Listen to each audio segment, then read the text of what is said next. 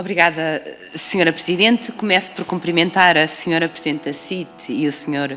Vice-Presidente, Dra. Carla Tavares. É um gosto revê-la agora noutras funções, obviamente, e o Dr. Sérgio Pipa. Portanto, agradecer-vos também esta apresentação que nos trouxeram, até porque vem de encontro a algumas preocupações, precisamente, que o Grupo Parlamentar do PSD tem, especialmente naquilo que tem sido uma matéria que há muito nos ocupa, que as desigualdades salariais têm sido sempre uma constante nas preocupações do nosso grupo parlamentar, e a apresentação que nos aqui trouxe veio ainda a agravar algumas preocupações que não posso deixar de partilhar e que gostava depois que nos desse alguns esclarecimentos.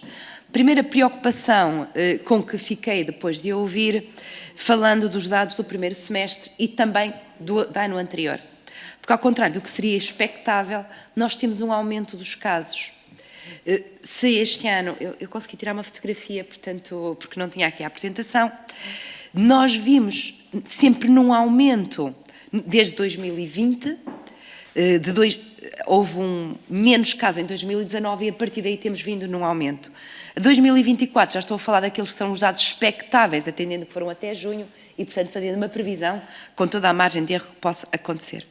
Mas a verdade é que nós passamos 2022 para 2020, 2.107 casos, 2.238, 2.395, 1.665 e este ano já vamos em 888 de não renovação de contratos de trabalho.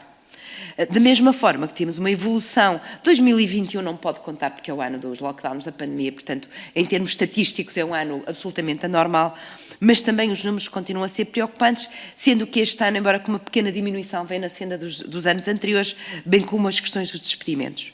E depois diz-nos a Sra. Presidente que houve uma recuperação desde 2022 de 102 postos de trabalho.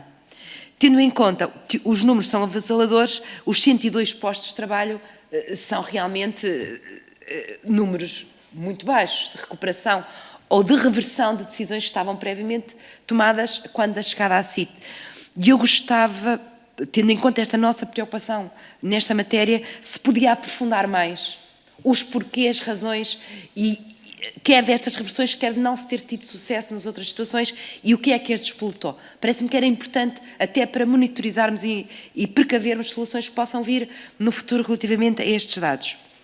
Mas também, como é óbvio e consabido e publicamente, nos preocupa imenso a desigualdade salarial que continua a agraçar no nosso país, embora em termos de, se formos às médias mundiais, Portugal naturalmente está abaixo daquela que é a média mundial e internacional, mas a verdade é que os números em Portugal continuam a ser ainda muito preocupantes. E há aqui uma dupla vertente que nos preocupa e aqui a CIT pode ser de grande mais-valia em dar-nos também nota daquilo que é a percepção que vai tendo e das ferramentas que podemos usar. Por um lado, o facto de, à medida que as habilitações das mulheres e o seu lugar na escala, na pirâmide do trabalho vai aumentando, o gap salarial também vai aumentando, quando deveríamos conhecer até uma realidade diversa, de mulheres quanto mais qualificadas serem menos sujeitas a desigualdades salariais, mas não é isso que se verifica. E, portanto, gostava que, do ponto de vista da CIT, nos dissesse onde é que está a erradicar o grande problema para que esta realidade continue a ser aqui os maiores gaps. E depois também, qual acha que poderiam ser as ferramentas que poderiam ser usadas no mercado de trabalho para que conseguíssemos acabar com o ciclo de o emprego no feminino continuar a ser ainda esmagadoramente o emprego menos bem pago.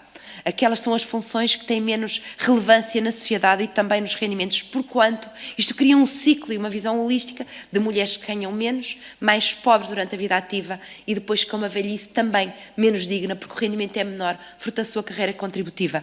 O acabar com este ciclo, para além do acumular do trabalho doméstico e do trabalho não remunerado de parte das mulheres, que muito nos preocupa, mas parece-nos que precisamos atacar aqui e, portanto, gostaria, se fosse possível, que nos desse alguns elementos. Obrigada, Sra. Presidente, pela tolerância no tempo. Muito obrigada.